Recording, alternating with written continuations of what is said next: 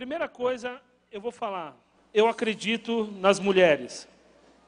Você perdeu uma oportunidade de fazer uhul. Então eu vou repetir. Eu acredito muito nas mulheres. E deixa eu falar uma coisa para vocês. Eu era um cara meio... Como que eu posso dizer? Meio manco. Não, ainda sou meio manco. Mas eu era um cara meio manco, faltava algo. E Deus me abençoou com uma excelente, brilhante esposa. E hoje, em homenagem ao Dia das Mulheres, e como uma forma de reconhecer o quanto a gente acredita nas mulheres, hoje a pregadora é a minha excelentíssima esposa, e eu gostaria de chamá-la até aqui à frente. Você pode recebê-la com uma salva de palmas. A Júlia aceitou o desafio, e que Deus a abençoe. Ela estudou bastante para estar aqui. Ela não tem o costume de trazer a palavra, mas hoje ela vai ser usada em nome de Jesus. Você pode estender a sua mão direita para cá? Senhor Deus, nosso Pai, obrigado pela mulher que a Júlia é. Obrigado pela esposa que ela é para mim. Obrigado, Pai, porque o Senhor tem a levantado como uma profissional. Ela tem feito a diferença nos lugares na qual ela já trabalhou. Obrigado, Pai, porque a gente consegue ver Jesus na vida da Júlia, e isso é uma bênção. Obrigado pelo apoio que ela é no meu ministério. Mas muito obrigado, porque ela entendeu um dia que ela é filha do Senhor. E isso fez toda a diferença para a sua vida. E neste momento que as palavras da Júlia possam ser as suas palavras, e que ela traga a sua mensagem aos nossos corações. É em teu nome, Jesus, que eu oro e agradeço. Amém. Espero que depois disso vocês não deixem de acreditar nas mulheres, né? Porque ele colocou tanta expectativa ali que, meu Deus do céu. Bom, como o Rômulo falou, a gente está tentando trazer um pouco mais as mulheres, assim, dar uma cara mais feminina, né? Eu esqueci de vir de rosa hoje, mas... Eu trabalho numa empresa, para quem não sabe, eu sou engenheira. Então, tem engenheiras aí? Nossa, futuras engenheiras? Não? Eu sou engenheira mecânica, não trabalho com carros. Todo mundo, né, gente? Todo mundo acha que engenheiro mecânico mexe com carros. Você pode mexer com carro. Eu trabalhei em automobilística, mas não. Hoje eu trabalho numa empresa que constrói equipamentos submarinos para retirada de petróleo. Então, é uma empresa de engenharia de fato. E tem muito homem lá. E eu achei muito legal, porque ano passado, eu vou fazer 5 anos nessa empresa no final do ano, e eles não tinham feito isso, mas ano passado, no Dia Internacional da Mulher, eles levaram manicures para a empresa, e a gente podia marcar horário para fazer à mão. E eu achei tão legal, porque eu não sou de ir no salão, o Rômulo sabe disso. Eu acho que eu fui no salão, depois que eu casei, acho que eu fui 2 vezes no salão fazer a mão. Então, eu não sou nem um pouco vaidosa. Você é das minhas? Então, foi tão legal assim, ver como a empresa estava trazendo uma valorização para a mulher, um cuidado, foi um detalhezinho assim, que me impactou tanto. E esse ano eles levaram massagistas, e a mulherada pôde fazer aquele quick massage, sabe? Eu não fui, porque eu estava de atestado, perdi a massagem. Mas é uma forma de eu me sentir valorizada. Eu não sei quem gosta de ser cuidado, de ser reconhecido. E, para mim, aquela atitude da empresa foi uma forma de eu me sentir amada, de me sentir valorizada. Mas, que nem o Rômulo até falou, a mulher na sociedade, ela já passou por algumas situações onde ela foi limitada com relação à sua própria exposição, espaço no mercado de trabalho, não tinha direito a tantas coisas, a voto, a fala, a liderança. Talvez tenham culturas hoje que vê o que vocês estão vendo aqui, de ter uma mulher, as meninas cantando, tocando teclado, não existia. E hoje a gente pode ver como existe, sim, uma certa evolução, e glória a Deus por isso. Mas o que eu acho mais legal de tudo é quando a gente olha para Jesus e vê como Jesus, mesmo lá naquele 2000 anos atrás, ele não fazia essa diferenciação. Ele amou a mulher assim como ele amou o homem, e ele cuidou da mulher assim como ele cuidou do homem. E Eu queria até ler um texto com vocês, se vocês puderem abrir a Bíblia um pouquinho. É João 4.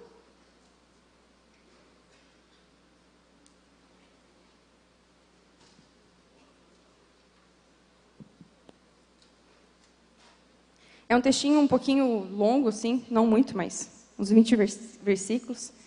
Então, eu queria que você tentasse me acompanhar aí na versão que você tem. João capítulo 4, a partir do versículo 5. Vou ler. Assim chegou a uma cidade de Samaria chamada Sicar, perto das terras que Jacó dera a seu filho José. Havia ali o poço de Jacó. Jesus, cansado da viagem, sentou-se à beira do poço. Isso se deu por volta do meio-dia. Nisso veio uma mulher samaritana tirar água. Disse-lhe Jesus: dê-me um pouco de água. Os seus discípulos tinham ido à cidade comprar comida. A mulher samaritana lhe perguntou: como o Senhor, sendo judeu, pede a mim, uma samaritana, água para beber? Pois os judeus não se dão bem com os samaritanos. Jesus lhe respondeu: se você conhecesse o dom de Deus e quem lhe está pedindo água, você lhe teria pedido e ele lhe teria dado água viva. Disse a mulher: o Senhor não tem como que tirar a água, e o poço é fundo. Onde pode conseguir essa água viva? Acaso o Senhor é maior do que o nosso pai Jacó, que nos deu o poço, do qual ele mesmo bebeu, bem como seus filhos e seu gado? Jesus respondeu: quem beber desta água terá sede outra vez. Mas quem beber da água que eu lhe der, nunca mais terá sede. Ao contrário, a água que eu lhe der se tornará nele uma fonte de água a jorrar para a vida eterna. A mulher lhe disse: Senhor, dê-me essa água para que eu não tenha mais sede, nem precise voltar aqui para tirar água. E ele lhe disse: vá, chame o seu marido e volte.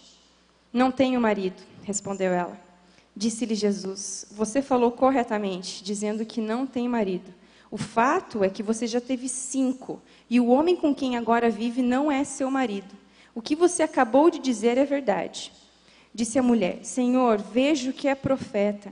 Nossos antepassados adoraram neste monte, mas vocês, judeus, dizem que Jerusalém é o lugar onde se deve adorar. Jesus declarou: creia em mim, mulher. Está próxima a hora em que vocês não adorarão o Pai, nem neste monte, nem em Jerusalém. Vocês, samaritanos, adoram o que não conhecem. Nós adoramos o que conhecemos, pois a salvação vem dos judeus. No entanto, está chegando a hora, e de fato já chegou, em que os verdadeiros adoradores adorarão o Pai em espírito e em verdade. São estes os adoradores que o Pai procura. Quando eu peguei esse texto para ler, eu fiquei me perguntando assim: Deus, o que mais o Senhor quer trazer para a minha vida através de um texto que já é tão conhecido? E Deus tem ministrado algumas coisas no meu coração já há muito tempo, até compartilhei com alguns, às vezes, numa conversa ou outra, como eu estava muito fria com relação à palavra que eu ouvia dentro da igreja, porque eu ficava assim: mas Deus, de volta o mesmo assunto, mas de volta eu vou ouvir o mesmo texto, vai falar de João 3,16 de novo. E Deus começou a dar um tapa na minha cara, Ele falou assim: ei, a minha palavra, ela é viva e eficaz. E aquilo mexeu comigo, porque na hora eu falava assim para Deus: Deus, se ela é viva, significa que eu posso saber ela de cor, tudo de cor, que a cada hora Deus pode dar um significado novo daquilo no meu coração. E tem um versículo que eu gosto bastante também, que está em Romanos 15, versículo 4, que fala assim: tudo o que está nas Escrituras foi escrito para nos ensinar. Então, a minha pergunta agora para você é: o que você pode tirar de útil desse texto na tua vida? Eu não combinei nada com a banda, eu não sei se vocês perceberam, nem combinei com a Jéssica quase pregou aqui em cima agora. Mas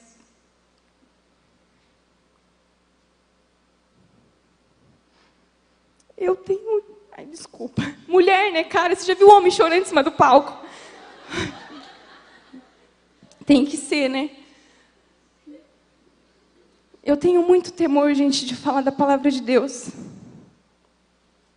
Eu não sei como que é você na tua casa, na escola, no trabalho, mas fazer isso aqui, pregar, nossa, eu estou tremendo.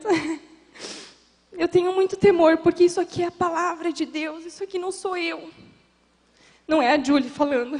É Deus querendo falar no teu coração. Pode ser que eu fale um monte de besteira aqui, mas em nome de Jesus, Deus vai mudar e vai falar no teu coração aquilo que Ele quer falar, amém?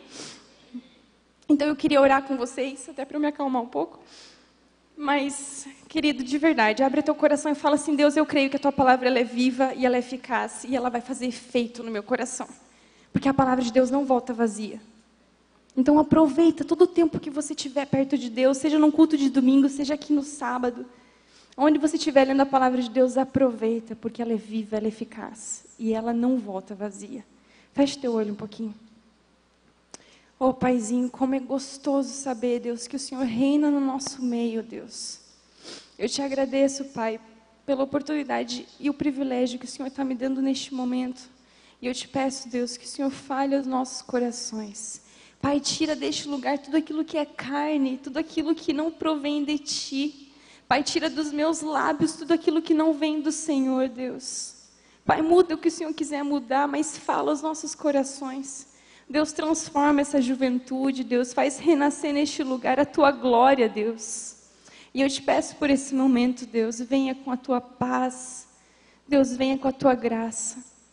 E Deus, promove a transformação de glória em glória, Deus, em nome de Jesus. Amém. Bom, esse texto é um texto, como eu falei, já bem conhecido, nosso, né? E eu queria trazer um contexto rapidinho, eu não sei se todos sabem, eu já sabia, mas às vezes a gente dá umas estudadinhas e descobre umas coisas novas, né? Jesus, ele era judeu. Às vezes eu dou aula de EBD para adolescente, para os mais novinhos, e eu falo, qual que era a religião de Jesus? E deles ficam assim, cristão? Não sei, Jesus acreditava nele. Jesus, ele era judeu. A religião de Jesus era judaica. Jesus é do povo judeu. E aquela mulher samaritana. Os judeus tinham um certo preconceito e rejeição com esse povo samaritano.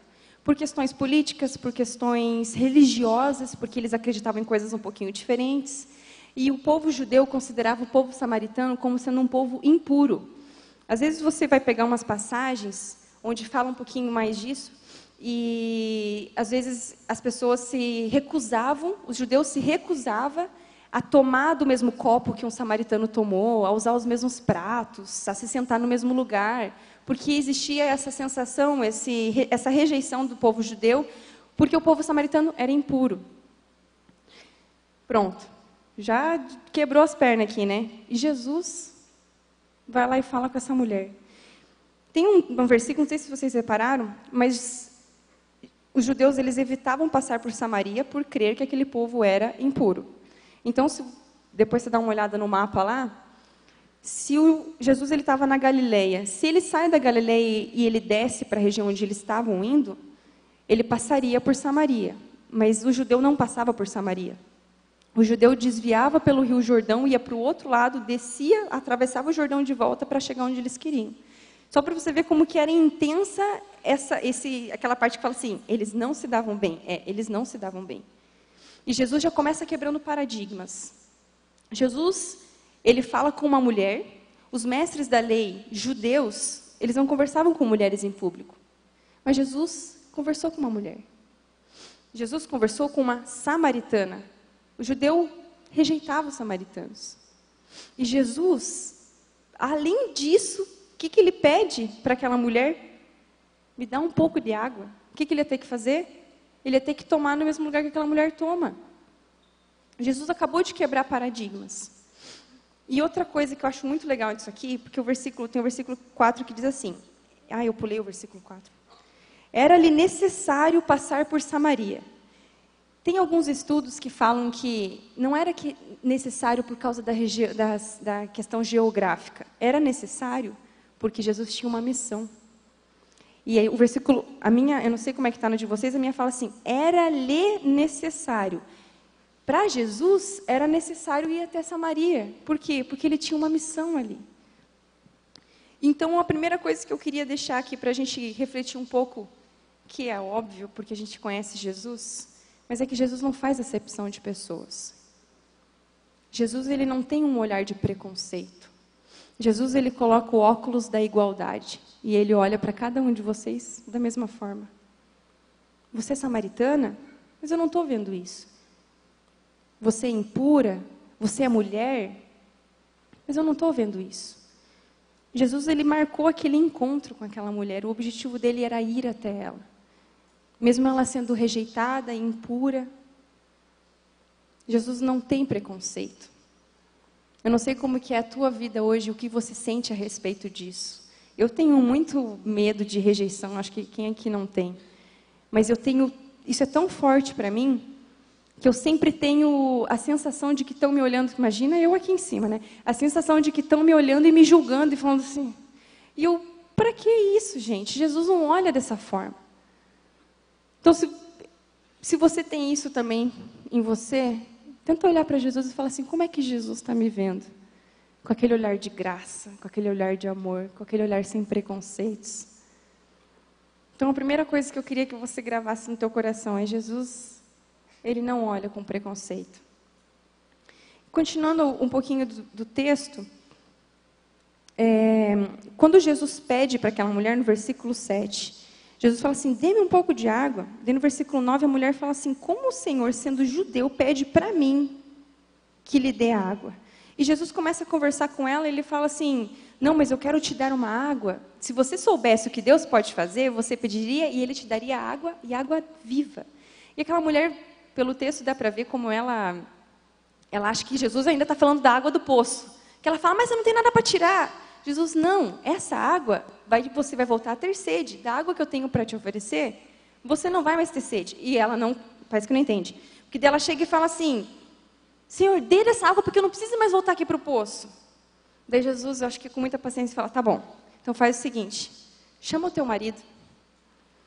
Nessa hora eu vejo assim, Jesus já sabia o pecado dessa mulher. Jesus já conhecia o coração dela. Jesus chega para ela e fala assim, ei,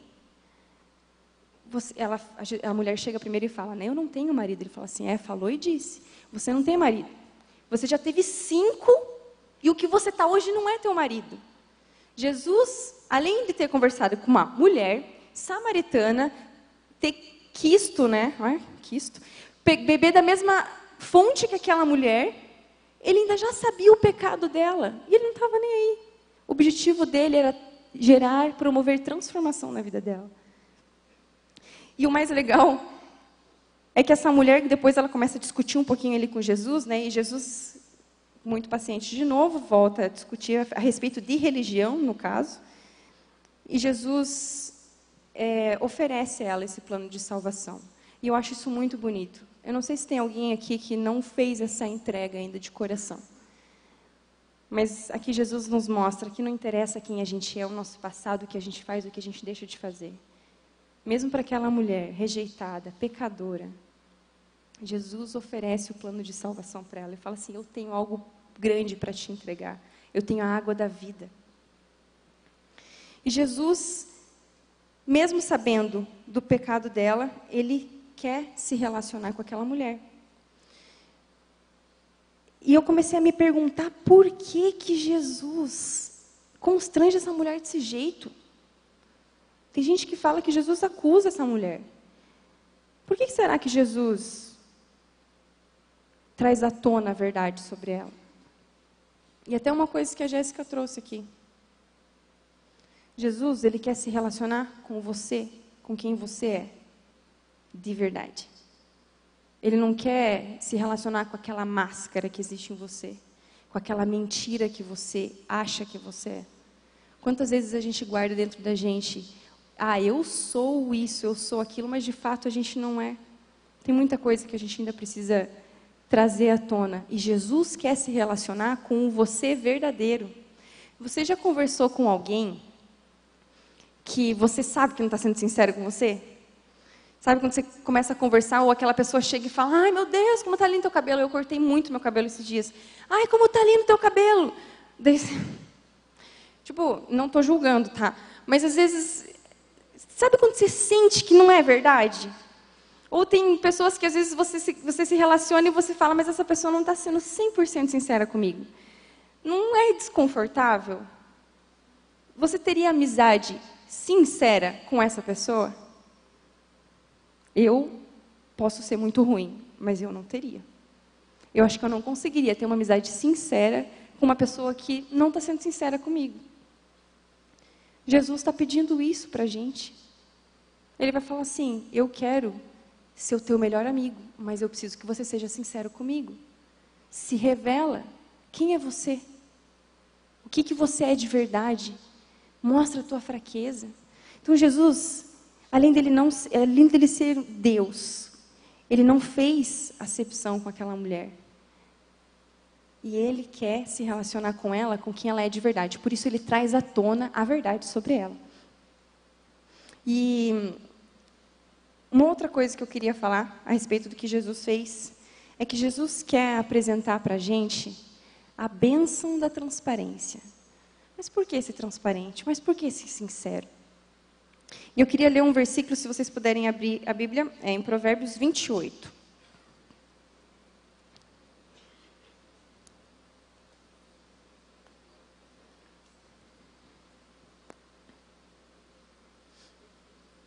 Provérbios 28, o versículo 13 e o 14. Na versão que eu estou aqui, eu estou na NVI, ela fala assim: quem esconde os seus pecados não prospera, mas quem os confessa e os abandona encontra misericórdia. Como é feliz o homem constante no temor do Senhor, mas quem endurece o coração cairá na desgraça. Esse texto ele fala sobre o pecado e o encontrar misericórdia, o esconder os pecados e o não prosperar. Eu vou ler para vocês aqui rapidinho um texto de Isaías que eu gosto bastante porque ele fala um pouco sobre essa questão da confissão de pecados. E Isaías ele fala assim: então gritei, ai de mim, se você quiser ver depois, Isaías 6, versículo 5. Então gritei, ai de mim, estou perdido, pois sou um homem de lábios impuros e vivo no meio de um povo de lábios impuros. Os meus olhos viram o Rei, o Senhor dos Exércitos. Logo, um dos serafins voou até mim, trazendo uma brasa viva, que havia tirado do altar com uma tenaz. Com ela, tocou a minha boca e disse: veja, isto tocou os seus lábios, por isso a sua culpa será removida e o seu pecado será perdoado. Qual foi o pecado que foi confessado ali? Lábios impuros. Concorda? Tipo, só para eu saber que vocês estão comigo. Lábios impuros, certo? Aonde foi que a brasa viva tocou naquela pessoa? Nos lábios. O que foi perdoado naquela pessoa? Os lábios impuros. Porque foi confessado lábios impuros. Aquilo que a gente confessa, a gente recebe perdão. Eu até vi uma vez um preletor falando assim, falou assim, eu ia dizer assim, Senhor, me perdoa porque eu sou um homem de corpo impuro. Deus ia me jogar numa piscina de brasa viva. Mas é o pecado confessado. Você confessou um pecado, aquele pecado vai ser perdoado. A palavra de Deus fala... Só antes de eu falar desse versículo, né, antes que eu me esqueça de uma coisa... O versículo lá de Provérbios, se você ainda está aberto ali, algumas versões falam assim, que aquele que encobre os seus pecados, aquele que esconde, aquele que não revela, ele cairá na desgraça. Daí talvez você pergunte assim, mas Deus não tem nada escondido. Para Deus não existe nada oculto. Não, realmente. Hebreus fala que não existe nada oculto aos olhos de Deus. E não existe. Mas então por que é que Deus... Em Provérbios fala que aquele que encobre os seus pecados cairá na desgraça. Mas encobrir de quem? Se Deus sabe de tudo. Aí eu queria refletir com vocês 2 versículos, que vocês sabem de cor. 1 João 1,9 diz assim, mas se confessarmos os nossos pecados, Ele é fiel e justo para nos perdoar e nos purificar de toda impureza. Certo? Se a gente confessa, a gente é perdoado. Quando eu li esse texto de Isaías, ele confessou seus lábios impuros, ele foi perdoado pelos lábios impuros. Agora tem um versículo que é demais. Está em Tiago 5,16. Ele diz assim, vocês também sabem esse de cor. se confessarmos os nossos pecados uns aos outros, o que acontece? Nós seremos curados. Um versículo diz, se você confessa os seus pecados, Deus é fiel e justo, e Ele vai te perdoar. O outro versículo fala, se você confessa uns aos outros, você vai ser curado. Quando Deus fala sobre a bênção, quando Jesus traz essa mulher a bênção da transparência, Ele está falando assim, eu não quero te perdoar só do seu pecado, eu quero te libertar dele. Tem um pastor que eu gosto bastante, que é o Abe Uber, talvez vocês tenham ouvido falar dele. Ele é um dos fundadores, ou o fundador, do movimento MDA, que é do meu discípulo amado. A gente usa isso aqui na igreja como discipulado 1 a 1, vida na vida. Nossa, falei besteira. Então, esse cara, ele é um pregador sensacional e ele fala muito sobre discipulado. E ele conta uma história que eu acho demais, assim, impactou muito quando eu ouvi essa história dele. E ele fala que ele era discipulado por um pastor. E esse cara, ele ouvia tudo da vida dele, ele abria o coração, ele rasgava tudo para esse cara. Só que esse cara faleceu. E daí, assim que esse cara faleceu, ele falou, mas eu preciso de alguém para me discipular, eu preciso de alguém que cuide de mim de novo. E ele foi atrás de um outro pastor. E ele comenta que ele começou a passar por algumas lutas contra o pecado, mas lutas, segundo ele, fortíssimas. E ele questionava Deus, ele falava assim, Deus, mas por que isso? Eu estou abrindo meu coração, eu rasgo, eu confesso, mas eu estou passando por lutas, como assim? Daí diz que na hora Deus deu uma visão para ele. E a visão dele foi a seguinte, ele estava chovendo, estava ele e tinha um guarda-chuva em cima dele.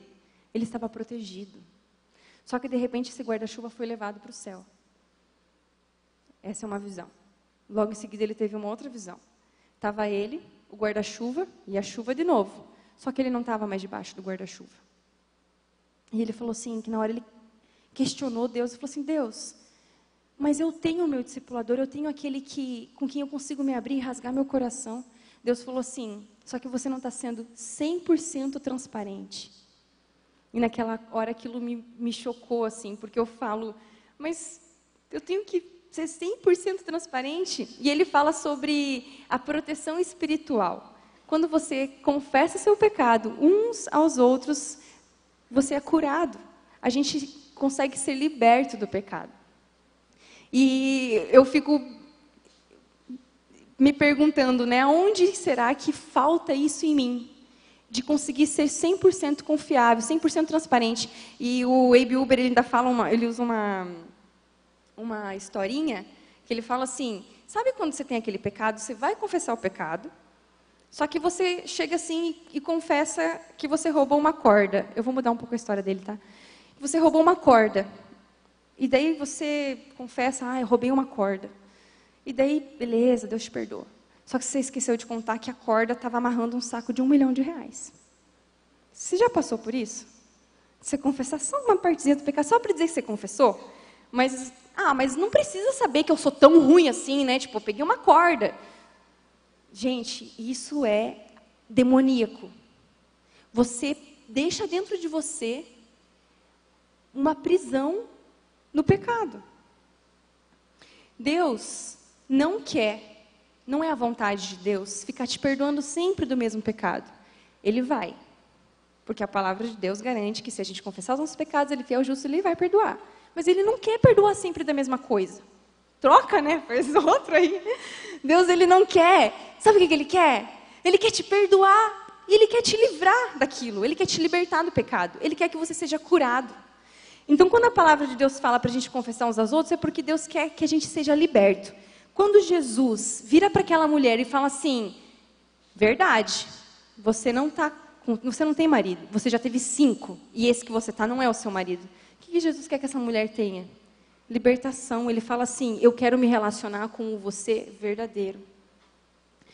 Só que fora dessa história de pecado, a gente esconde muita coisa dentro da gente. E o pastor Marcos, ele pregou no domingo passado, eu não sei quem que assistiu a mensagem dele à noite, que ele fala assim, ele usou uma expressão que eu achei muito interessante. Ele falou assim, a idolatria da reputação. Isso faz sentido para você? Nossa, gente, para mim faz demais. Quantas vezes eu fingi ser alguém que eu não era, por querer um certo reconhecimento, por querer ser aceita, por querer ser mais do que aquilo que eu sou. E a gente vive preso, porque a gente vive na idolatria da reputação. Quando Jesus traz a verdade à tona para aquela mulher, me vem um versículo bem forte na cabeça, que vocês também sabem de cor. Inclusive tem musiquinha com coreografia. A verdade vos libertará. Quando Jesus termina de falar esse texto, sabe o que ele fala? Os discípulos e as pessoas que estavam perto falam assim, mas Jesus, libertar do quê? Eu não sou escravo, eu não preciso de libertação. E Jesus fala assim, aquele que peca se torna escravo do pecado. Quando Jesus fala que a verdade liberta, é porque você, confessando seus pecados, você não vai mais ter essa prisão, você não vai mais ser escravo daquilo. E a Bíblia, claro, quando fala, confessar uns aos outros, né? Isso daqui é a parte que mais machuca. Mas a gente aprende. Só voltando à questão da idolatria da reputação, o nosso coração, ele é muito enganoso, e a palavra de Deus fala isso. E a gente tem uma tendência muito grande de querer se parecer com alguém ou de querer ser melhor do que aquilo que a gente é, o que é bom. A gente precisa seguir exemplos e a gente precisa ser alguém melhor. Só que quando a gente vive a idolatria da reputação, a gente vive no pecado. Porque a gente vive alguém que não é, de fato, quem somos. Tem um livro, eu sei que muitos de vocês já leram, que se chama, me corrija se o nome do livro não for esse. Eu acho que a Bel deve ter lido. O Impostor que Vive em Mim. É esse o nome, né? Gente, eu não li esse livro, eu conheço um pouco dele, mas vocês que balançaram a cabeça, recomenda, certo? Sim? Não, tá bom. Não sei, tem uns balançando a cabeça, mas não falam nada. Esse livro, ele fala um pouco daquele... O que é o impostor que vive em mim? É aquela mentira que está dentro de mim. E o que é mais interessante, que eu acho mais interessante nessa história de você ter um impostor dentro de você, é quando você se auto-rejeita. Porque nem você aceita quem você é. Então você finge ser alguém que você não é para que os outros possam aceitar aquilo que você não é. Você está se auto-sabotando. E Jesus quer que você seja verdadeiro, porque Jesus quer se relacionar com você de verdade. Jesus quer ter um relacionamento profundo e sincero com você. Eu queria encerrar com alguns versículos para a gente poder meditar um pouco. Em 2 Coríntios 12, 6, eu vou ler para vocês, não precisa abrir aí.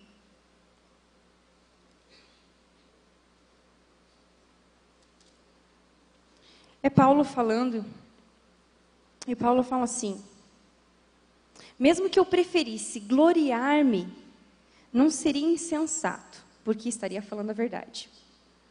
Evito fazer isso para que ninguém pense a meu respeito, mais do que em mim vê ou de mim ouve. Sabe o que Paulo está falando aqui? Talvez tenha ficado confuso o texto, não sei se vocês já pararam para prestar atenção nesse versículo. Mas Paulo está dizendo assim, eu poderia impressionar todo mundo aqui, contando as minhas experiências com Deus. Mas eu não faço isso porque eu não quero que as pessoas tenham uma imagem de mim baseado nisso.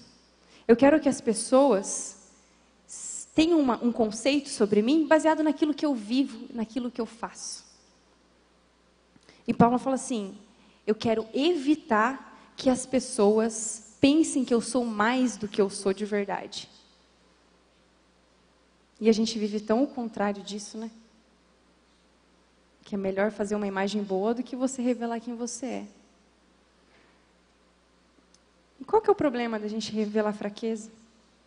Qual que é o problema da gente ser fraco? Tem um texto também em Coríntios que Paulo fala que Deus virou para ele e falou assim, a minha graça te basta, porque o poder se aperfeiçoa na fraqueza. E depois, no versículo seguinte, bem no finalzinho, Paulo fala assim, porque quando eu sou fraco, então é que eu sou forte. Querido, se você quer ser transformado, você precisa revelar sua fraqueza para Deus também. Sabe aquela coisa que você tem que você não gosta e você finge que não tem? Sei lá. Eu descobri essa semana, nem falei isso para meu marido. Eu sempre me achei uma pessoa super pontual. Porque eu sou muito chata com essas coisas. Ainda mais quando eu falo, vou chegar a tal horário. Eu tenho que chegar, eu fico pilhada. E eu sempre tentei ser pontual. Depois que eu casei, não sei porquê, mas eu comecei a parar de ser pontual. Então a culpa é de quem? Do Rômulo, óbvio. E essa semana, gente, eu estava assim, cara, a gente teve uns eventos, essa semana, nem lembro o que foi. E eu falei para o Rômulo, meu Deus, a gente sempre chega atrasado. Cara, é impressionante. E isso que o nosso relógio está sempre adiantado. Eu acho que esse que é o problema. Que a gente joga para frente para dizer, tá de boa, e tá mais de boa ainda, né? E eu sempre me atraso. E essa semana Deus falou assim para mim, você finge que o problema está com o Rômulo. Essa semana eu falei, cara, eu tenho problema. O problema sou eu. Eu não sou pontual, gente, eu não sou pontual. Tá? Estou confessando meu pecado aqui. Eu não sou. E eu sempre achei que eu fosse. Eu vou fazer alguns anos. Todos esses anos, eu sempre achei que eu fosse pontual. Eu não sou pontual. Eu descobri isso essa semana. Sabe o que isso me ajuda? Eu sei minha fraqueza. Pode ser que a partir de hoje eu seja pontual, porque eu vou lutar. Porque antes, como é que eu vou lutar contra uma coisa que não era ruim para mim? Eu sou pontual, cheguei atrasado. Poxa vida, mas é que o Rômulo, né? É muito fácil. Agora que eu sei que eu não sou pontual, viu, amor? Você está liberado. A culpa não é tua. Agora que eu sei que eu tenho essa dificuldade, eu posso ser transformada. Amém? Foi uma coisa boba. Não sei qual que é a tua fraqueza, aquela que você esconde, porque para mim era muito sério ser pontual. Meu Deus. Talvez para você seja outra coisa. Não sei qual que é. Mas tem um versículo, só para fechar com chave de ouro, para Deus dar aquela batidinha assim. Está em 2 Coríntios 3,18. Eu vou ler aqui também. E todos nós, que com a face descoberta, contemplamos a glória do Senhor, segundo a sua imagem, estamos sendo transformados de glória em glória, a qual vem do Senhor, que é o Espírito. Qual que foi a primeira coisa ali? E todos nós, com a face descoberta.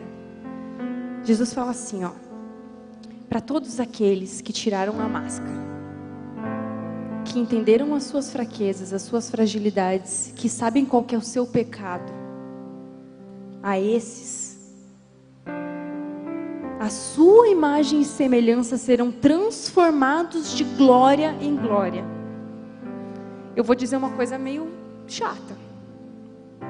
A gente não sai do lugar se a gente não reconhecer que a gente precisa sair do lugar. E a gente nunca vai ser melhor. A gente nunca vai ser alguém melhor se a gente não parar de reclamar daquilo que a gente que está fazendo errado. Eu passei por uma experiência na igreja, quando eu e o Rômulo a gente namorava, e eu estava bem revoltada com a igreja. Não me desviei, mas eu estava muito revoltada com a liderança. Eu ficava assim, mas por que desse jeito? O tipo desse pastor, o tipo desses líderes. Agora vai começar com essa modinha de obreiro. Que foi bem na época que começou o obreiro na igreja. Eu falei, cara, fala sério, o que é isso? Eu ficava revoltada e eu falava muito mal. E eu falava para o Rômulo, eu vou sair dessa igreja? E ele, coitado, era obreiro, né? Daí, como é que eu ia tirar o cara da igreja? Eu falei assim, eu vou sair. E ele, eu comecei acho que a pilhar a cabeça dele, eu não sei se ele lembra disso. E ele chegou uma hora que ele estava decidindo a sair. Só que ele falou, eu não vou sair. Meu chamado está aqui, minha missão está aqui. E eu começava a orar e eu falava assim, Deus, então vamos fazer o seguinte. Ou o Senhor muda todo esse povo aí, muda todos eles. Muda esse pastor, não tirar o pastor, mas muda o coração dele, que está tudo errado. Ou eu vou sair da igreja. Cara, mas eu orei tanto, que Deus teve tanta misericórdia de mim, que Deus me mudou. Porque eu não tinha admitido que o problema era eu. Mas eu acho que eu orei tanto, que Deus falou assim, quer saber? Deixa eu mudar teu coração. E daí estamos aí, né? Casado, né, amor? Deus, Ele tem misericórdia, Ele é um Deus que quer te transformar. Mas você precisa abrir teu coração e falar assim, eu tenho um pecado, eu tenho uma fraqueza, eu tenho um ponto muito fraco. Talvez você lute contra pecados toda semana, o mesmo pecado. Talvez você seja aquela mulher samaritana que se acha um lixo, que não se acha digno de estar aqui, ou digno de estar aqui, ou não se acha capaz de nada, você é aquela pessoa que tem uma péssima autoestima. E Deus está falando assim: ei, eu não estou olhando para isso. Eu estou olhando para aquilo que você é de verdade. E eu te fiz especial. O salmista, no Salmo 139, ele fala assim, que Deus criou ele no ventre da mãe dele de forma especial e admirável. Você sabia que você foi criado de forma especial e admirável? Se Deus está falando isso ao seu coração, começa a pedir para Ele que Ele transforme isso em você. Talvez você seja aquela pessoa que precisa confessar o pecado uns aos outros, para que você seja curado. Talvez Deus esteja revelando agora um pecado para você, aquele pecado que você está lutando contra ele. Você peca, pede perdão, Deus te perdoa. Você peca, pede perdão, Deus te perdoa. Deus está falando assim para você: chega. Agora é a hora da cura. Agora é a hora da libertação. Talvez teu pecado seja a fofoca. Talvez seja a idolatria da reputação. Talvez seja a pornografia. Talvez seja o maldizer de outras pessoas. E aquela coisa que você quer lutar contra, mas você ainda não confessou ele para ninguém. Se esse é você, fala assim para Deus: Deus, revela para mim para quem que eu preciso confessar esse pecado. Ou revela para mim aonde está a raiz dessa maldição na minha vida. Eu quero ser curado. Talvez você seja essa pessoa que está vivendo uma máscara, está vivendo aquela mistura do impostor dentro de você, que você não sabe mais o que é impostor e o que é você, porque você acha que é melhor do que você é. Também tem um versículo na Bíblia que fala assim, que todos nós devemos nos considerar, ter um conceito sobre nós equilibrado. Sabe o que significa? Que a gente não tem que se achar melhor do que a gente é. Mas sabe o que significa? Que a gente também não tem que achar pior do que a gente é. Isso é pecado. Se Deus está falando alguma coisa no teu coração, eu queria que você fechasse teu olho agora. Que você falasse para Ele assim: Deus, eu quero revelar, Pai, a verdade sobre mim. Porque eu quero ter um relacionamento profundo contigo. Eu não quero viver na superficialidade.